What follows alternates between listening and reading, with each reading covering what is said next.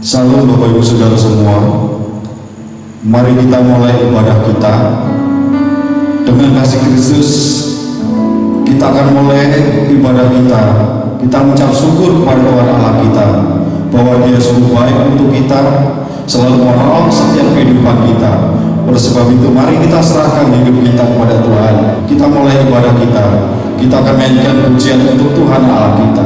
Haleluya Yesus.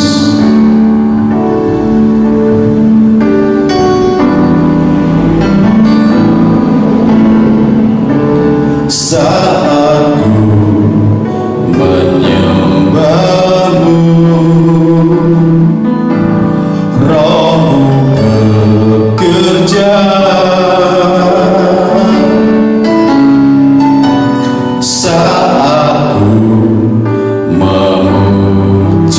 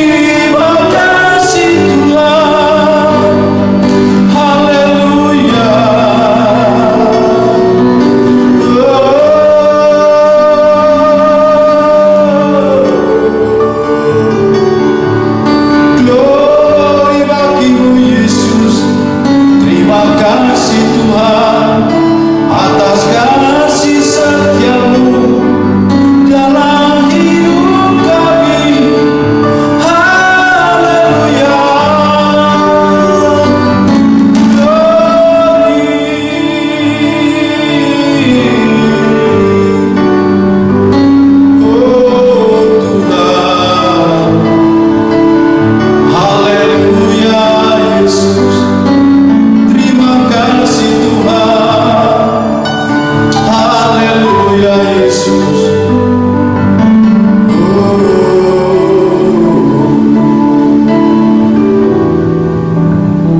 Terima kasih Tuhan. Terima kasih Yesus atas segala kebaikan-Mu yang Kau berikan dalam hidup kami. Terima kasih Bapa, sepanjang waktu hingga sampai saat ini Tuhan, Engkau masih memberkati kami. Terbukti saat ini Tuhan, dengan segala keberadaan kami Bapa, kami masih bisa datang menyembah-Mu Tuhan dalam setiap kehidupan kami. Terima kasih Yesus. Biarlah waktu kami sepenuhnya ini Tuhan, Kami mau serahkan ke dalam tangan-Mu Tuhan. Biar kuat kuasa Roh Kudus-Mu Tuhan terus memberkati setiap hidup kami, karena kami ingin Bapa, hidup kami senantiasa Tuhan dalam perlindungan-Mu Bapa. Terima kasih Bapa buat waktu yang Kau berikan kepada kami semua ini Tuhan. Biarlah Tuhan, lewat ibadah streaming saat ini Tuhan, kami menyerahkan segala kehidupan kami kepada-Mu Tuhan. Biar Kau senantiasa Tuhan memberkati setiap kehidupan kami, menolong setiap kehidupan kami, karena hanya Engkau Tuhan yang sanggup menolong hidup kami. Oleh sebab itu mari Tuhan, berkaryalah Tuhan dalam hidup kami, agar hidup kami senantiasa Bapa ada dalam setiap perlindungan Yesus. Terima kasih Bapa, kami memulai ibadah kami, biar kuasa Roh Kudus terus memberkati kami. Hanya dalam nama Tuhan Yesus kami berdoa dan ucap syukur. Haleluya Yesus, haleluya Yesus. Kita tetap masih menyembah Tuhan Allah kita. Kita berserah kepada-Nya. Saat ini adalah saat yang indah untuk kita tetap menyembah Tuhan Allah kita. Haleluya Yesus, haleluya Yesus.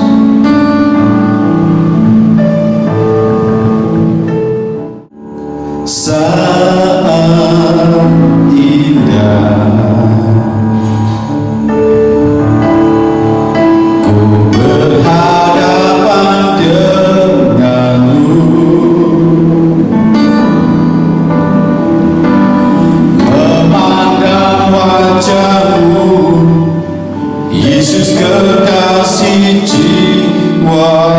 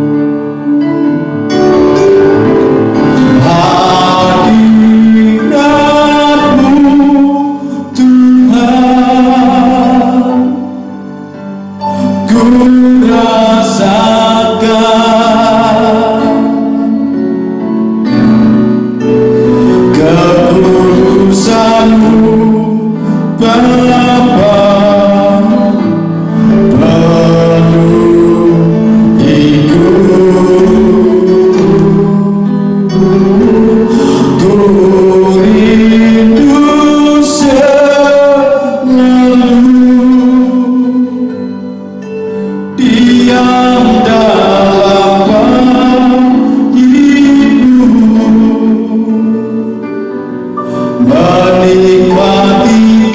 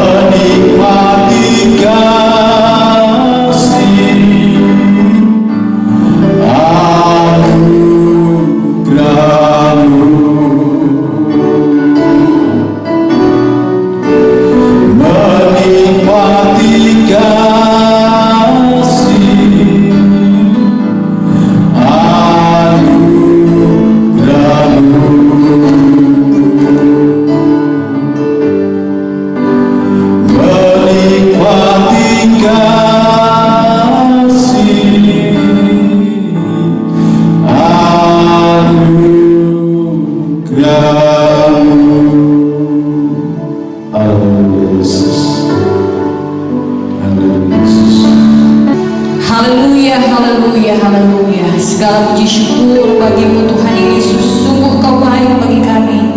Bapa kami yang di dalam surga saat ini Tuhan, kami mempersiapkan hati, jiwa, dan pikiran kami untuk menerima kebenaran firman-Mu. Bukakanlah mata hati kami Tuhan. Roh Kudus saat ini bekerja di ruangan di mana kami berada saat ini, mengurapi kami semua Tuhan. Hamba mengurapi dengan kuat kuasa dari tempat yang maha tinggi, supaya setiap pemberitaan firman-Mu itu disampaikan dan jatuh kepada tanah yang subur. Kami percaya firman Tuhan akan disampaikan bukan oleh kuat dan gagah, tapi semata-mata oleh kuat kuasa Roh Kudus-Mu. Segala kuasa jahat kami usir jauh-jauh di dalam nama Tuhan Yesus Kristus. Saat ini kami mendengar firman-Mu di dalam nama Tuhan Yesus Kristus. Haleluya. Semua yang siap dengarkan firman katakan amin. Haleluya. Haleluya. Puji Tuhan. Mari segera kita baca firman Allah di dalam Lukas pasal yang keempat. Lukas pasal yang keempat ayat yang ke-18 dan 19. Dan kemudian kita lanjut baca di dalam Yesaya pasal 61 ayat yang pertama dan kedua.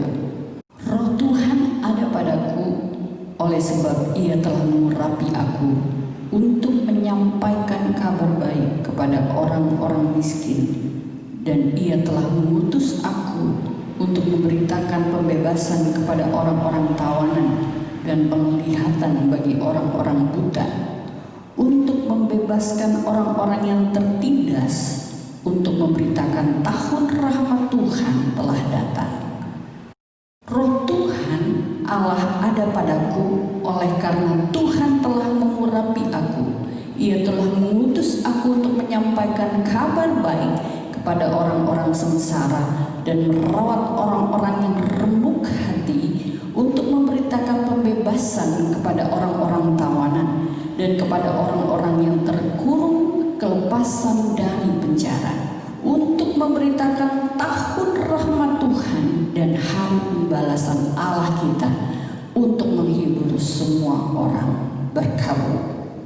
Kalau kita baca firman Allah di dalam Lukas pasal yang keempat ayat 18 dan 19 ini, dikatakan di ayat yang ke-16, Ia datang ke Nazaret tempat Ia dibesarkan, dan menurut kebiasaannya pada hari Sabat Ia masuk ke rumah ibadat, lalu berdiri hendak membaca dari Alkitab. Kepadanya diberitakan kitab Nabi Yesaya, dan setelah dibukanya Ia menemukan nas di mana ada tertulis. Jadi apa yang kita baca di dalam Lukas pasal 4 itu berasal dari Yesaya pasal 61. Kalau kita melihat bahwa Yesaya pasal 61 ada sedikit perbedaan dengan Lukas pasal 4. Sementara asal dari apa yang dibaca oleh Tuhan Yesus waktu dia berada di rumah ibadat itu berasal dari Yesaya pasal 61. Kita tahu bahwa Yesus baru mengalami pencobaan di padang gurun. Judul dari pasal 4 ini, pencobaan di padang gurun. Yesus dicobai di padang gurun, tetapi Yesus yang penuh dengan Roh Kudus.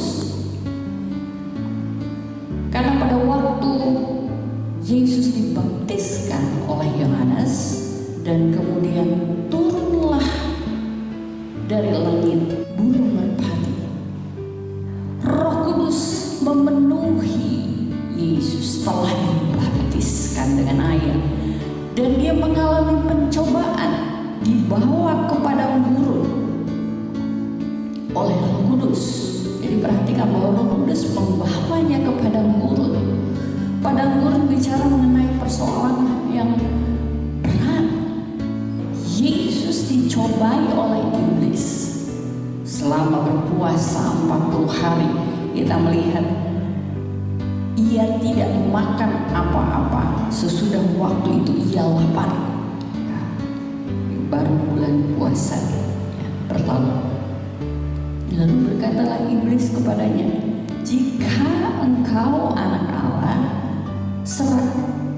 suruhlah batu ini menjadi roti.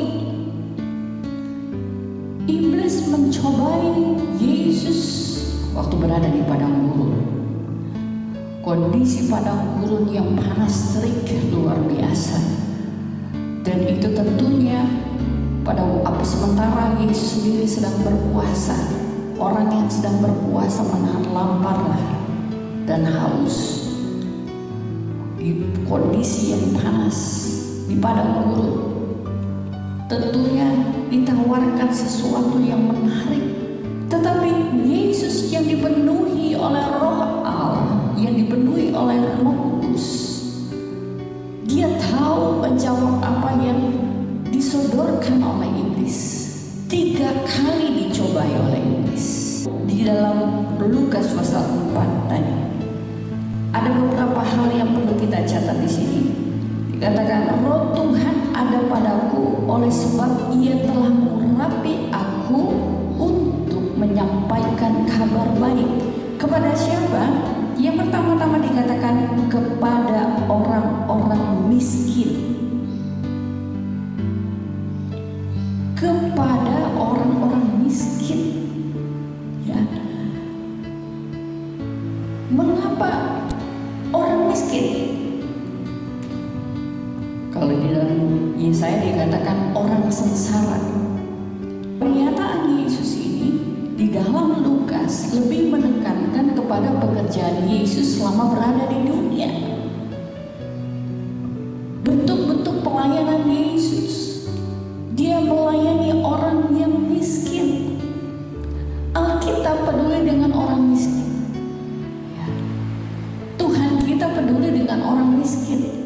Yang dikatakan kaum marginal, kaum yang terabaikan, kelas bawah kehidupan masyarakat yang terpinggirkan. Kalau kita bicara mengenai kaum marginal di era situasi sekarang ini, bahkan dikatakan semakin bertambah populasi orang miskin. Karena apa? Karena kondisi sekarang. Tetapi Yesus katakan bahwa Roh Tuhan ada padaku untuk menyampaikan kabar baik kepada orang-orang miskin. Jadi jangan macam-macam dengan orang miskin. Di dalam Amsal pasal 17 dia katakan jangan mengolok orang miskin. Orang yang mengolok orang miskin itu menghina penciptanya. Saudara ingat waktu Tuhan Yesus memperhatikan janda yang miskin, sudah janda, gak punya suami, kemudian miskin. Dia memperhatikan orang-orang yang pemberi, tetapi dia memperhatikan secara khusus janda yang miskin ini. Karena apa? Karena janda itu memberi dari kekurangan. Kalau orang memberi karena dia berlebih, itu suatu hal yang biasa.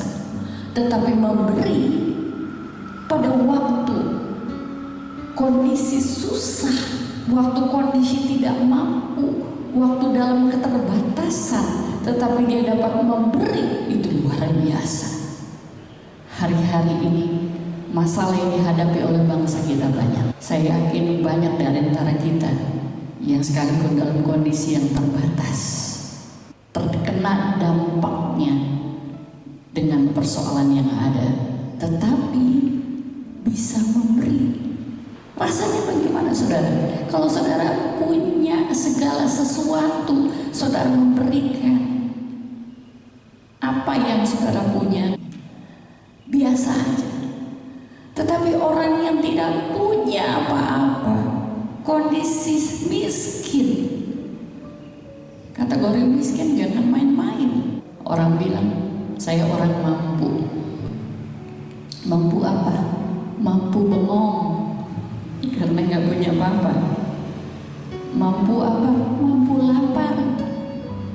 Mampu saya, mampu duduk aja di restoran nggak beli apa-apa.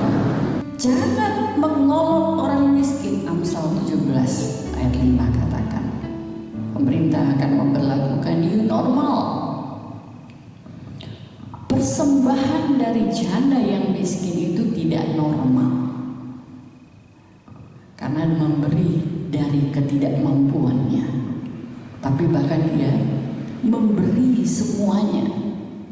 Di dalam Mazmur pasal 69 ayat 34 dikatakan, sebab Tuhan mendengar orang-orang miskin dan tidak memandang hina orang-orang yang dalam tawanan. Nah, kita bicara lagi kembali dalam firman Allah.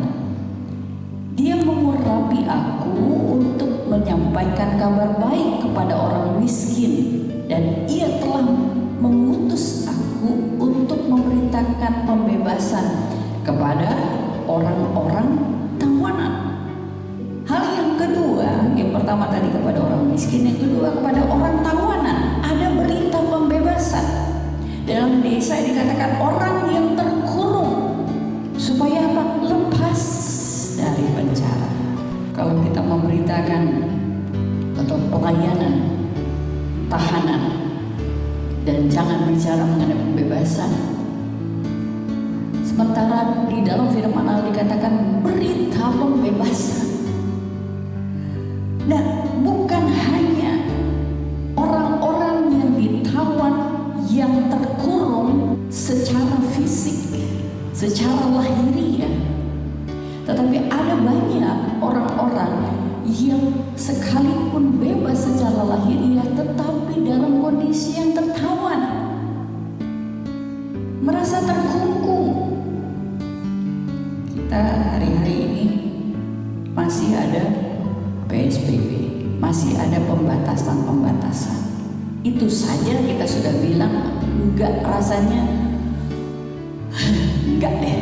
Orang miskin dan orang yang dalam tawanan diperhatikan oleh Allah.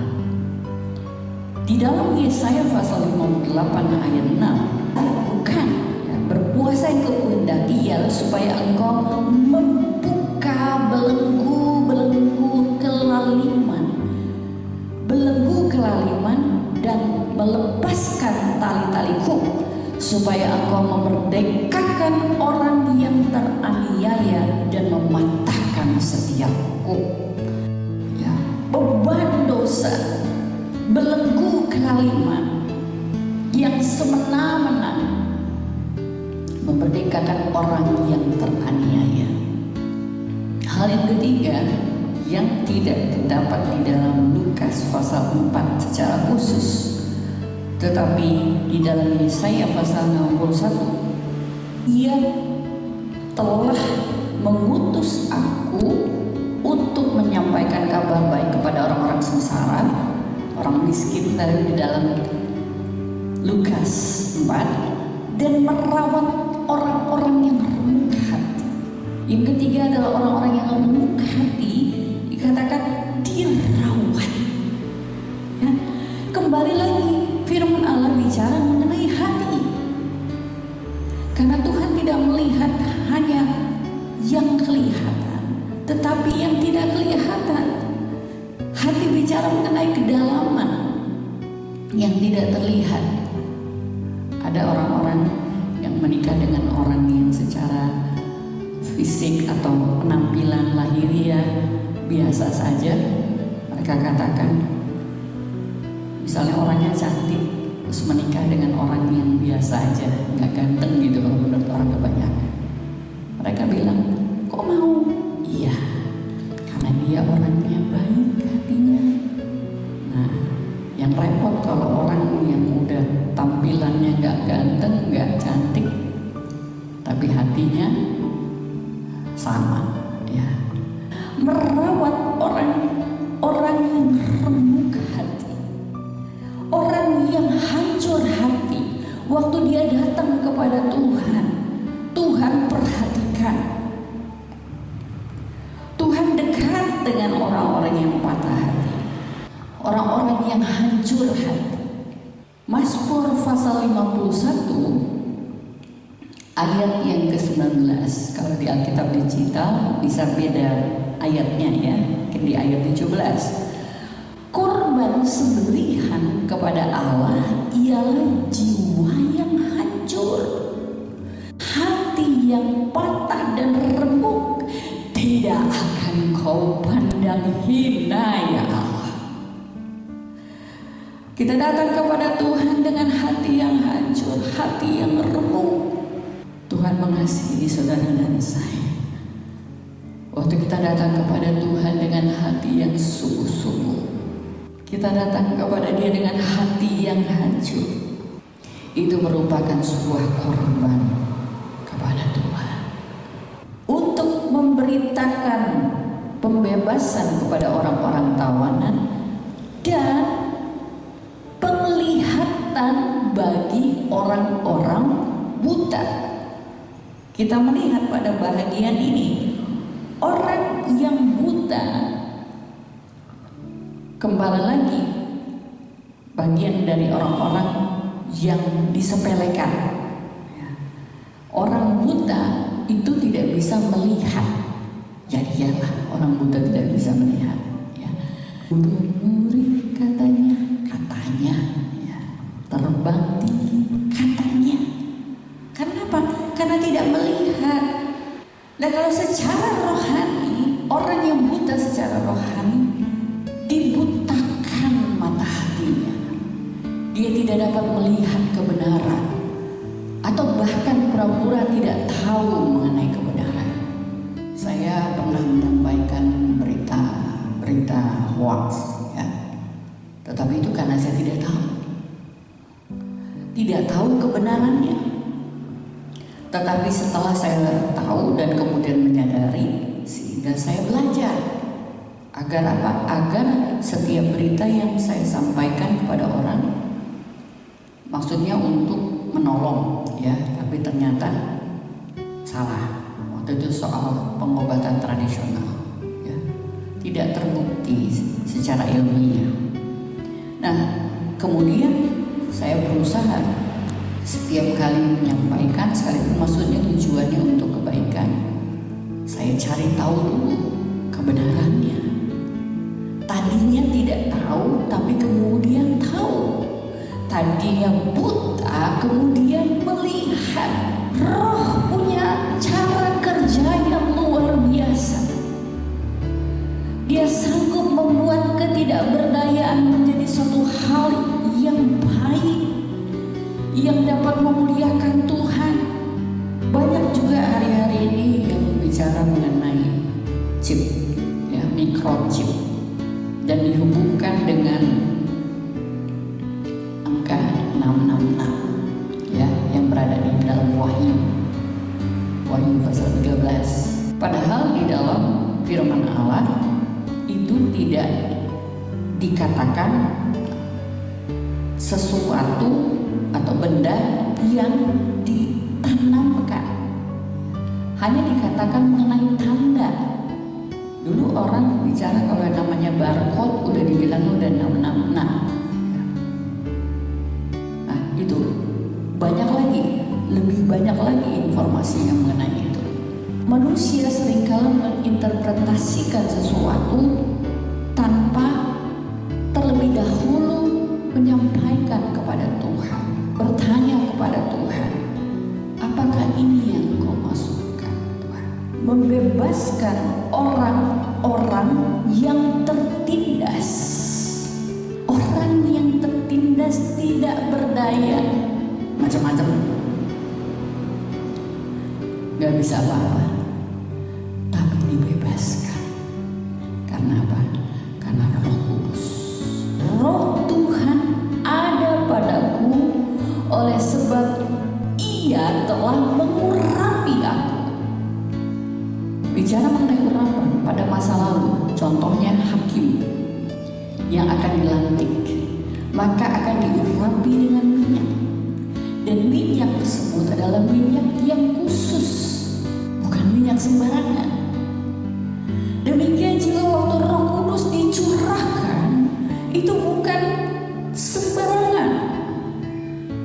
Tidak seenaknya kata-kata yang dikatakan adalah bahasa roh, kata-kata yang maunya dari diri sendiri, yang kita mau, tidak sembarangan. Pekerjaan roh itu adalah suatu hal yang khusus. Waktu kita minta kepada Tuhan pengurapan itu, Roh Allah diberikan dan memampukan orang-orang yang percaya untuk memberitakan kabar baik itu. Petrus sebelum Tuhan Yesus naik ke surga, waktu Tuhan Yesus naik ke surga, dia katakan akan terlebih baik waktu Ia pergi, supaya apa? Ada Roh penolong. Petrus yang tadinya boleh dikatakan adalah orang yang pengecut, ya, tak lainnya. Karena apa? Tuhan Yesus sedang diadili dan dia dikatakan, diidentifikasi sebagai murid Tuhan. Dia katakan, aku tidak kenal dia. Itu dikatakan 3 kali. Petrus murid yang menyangkal Yesus. Tetapi pada waktu dia menerima Roh Kudus, maka di dalam Kisah Para Rasul kita melihat bahwa dia dengan berani. Dalam Kisah Para Rasul pasal yang kedua, ayat yang ke-14 dia katakan, maka bangkitlah Petrus berdiri. Dengan ke-11 Rasul itu, dan dengan suara nyaring ia berkata kepada mereka, hai kamu orang Yahudi dan kamu semua yang tinggal di Yerusalem, ketahuilah dan camkanlah perkataanku ini.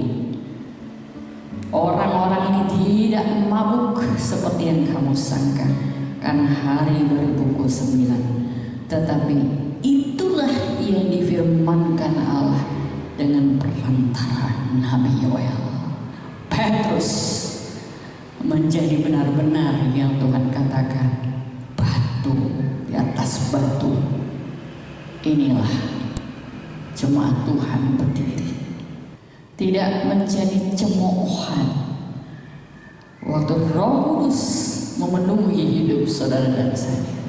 Sesuatu hal yang tidak dapat dijelaskan dengan kata-kata akan mengubahkan saudara. Saudara yang sakit saat ini, percaya Yesus mengasihi saudara.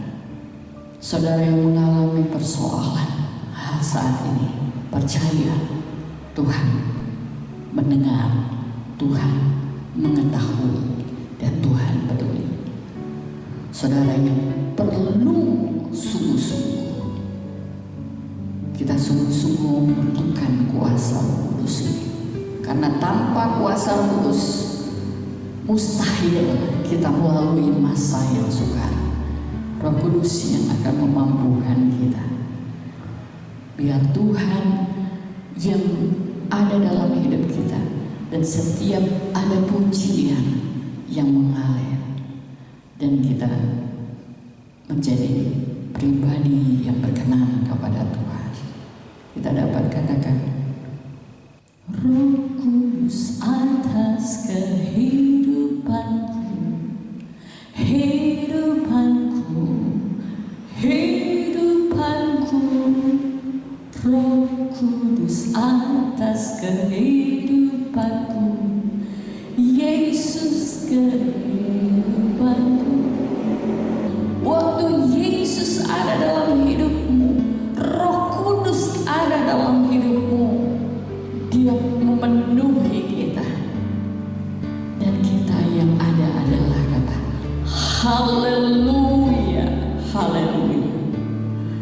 Kata-kata surga yang menguatkan kita. Tuhan Yesus pimpin kita dan memberkati. Mari kita berdoa. Tuhan Yesus, terima kasih untuk firman-Mu kepada kami. Roh Kudus memampukan kami Tuhan, mampukan kami Tuhan untuk mengerti bahwa kuasa Roh Kudus itu satu-satunya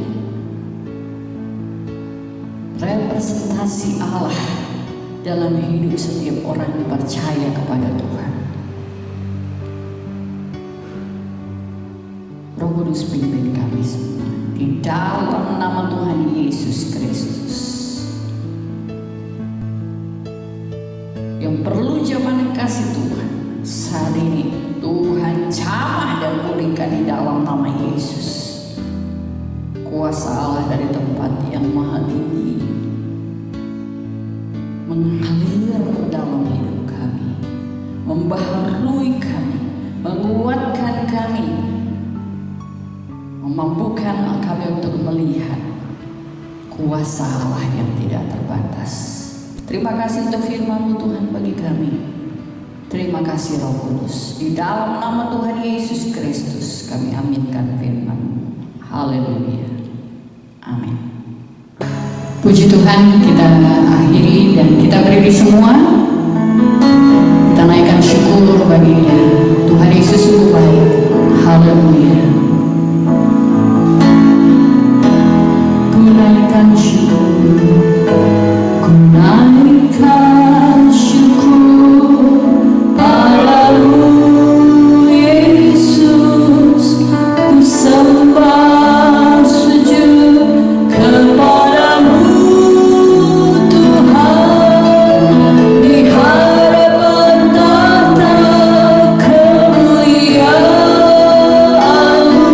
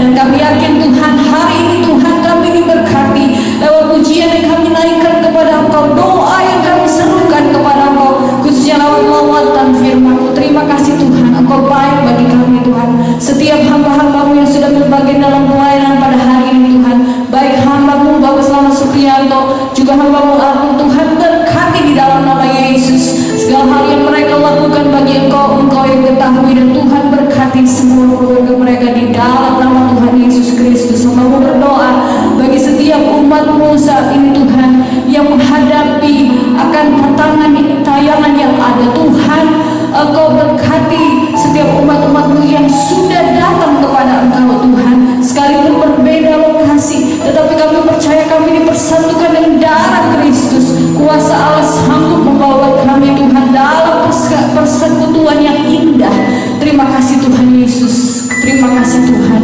Mau berdoa bagi bangsa dan negara kami Tuhan, Tuhan mereka yang sudah berbuat banyak Tuhan, tolong Tuhan, baik pemerintah kami Tuhan, pimpinan pusat sampai ke daerah, presiden, wakil presiden, semua menteri-menteri, TNI, Polri, semua mereka yang duduk di lembaga-lembaga tinggi negara Tuhan, para kepala daerah, mampukan mereka melaksanakan tugas dengan baik dan penuh tanggung jawab.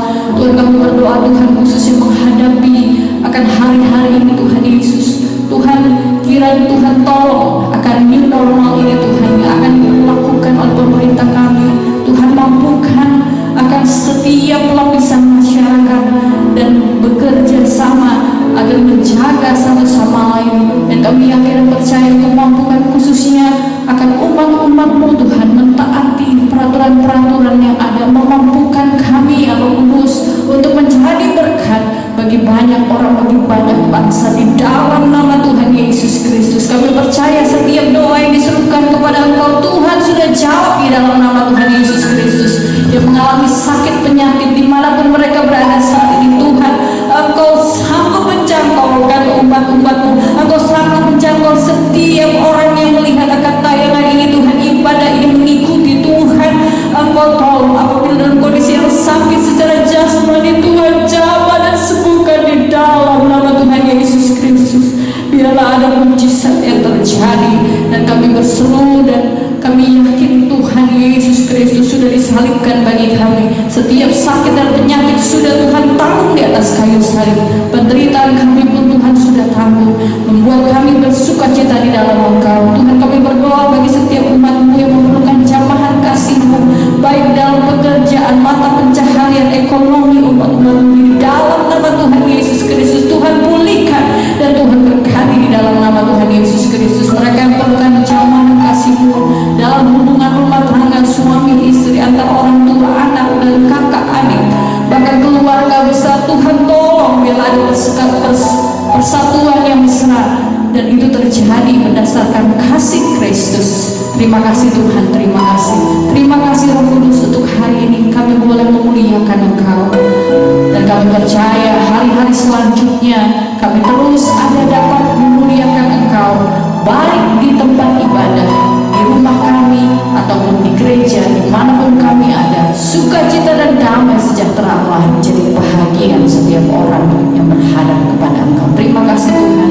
terima kasih Engkau berkemurahan bagi bangsa kami, Tuhan yang tolong. Segala puji syukur bagi-Mu Tuhan Yesus. Terima kasih mereka yang sudah membawa korban bagi Engkau Tuhan, mereka yang membawa milik-Mu Tuhan, berkati di dalam nama Tuhan Yesus Kristus. Apa yang umat-Mu sudah beri, Engkau ketahui. Persembahan yang terindah bagi Engkau Tuhan, untuk memuliakan Engkau Tuhan, berkati di dalam nama Tuhan Yesus Kristus. Dengan cara apapun umat-umat-Mu memuliakan Engkau Tuhan yang ketahui, Tuhan yang tilik. Kiranya setiap persembahan, setiap pujian yang naik kepada Engkau menjadi satu sarana yang indah bagi Engkau untuk memuliakan dan membesarkan nama Tuhan. Terima kasih Tuhan, terima kasih. Saat ini kamu terima berkat Tuhan. Mari kita angkat tangan kita ke atas, kita arahkan hati kita kepada Tuhan. Tuhan memberkati dan melindungi Engkau.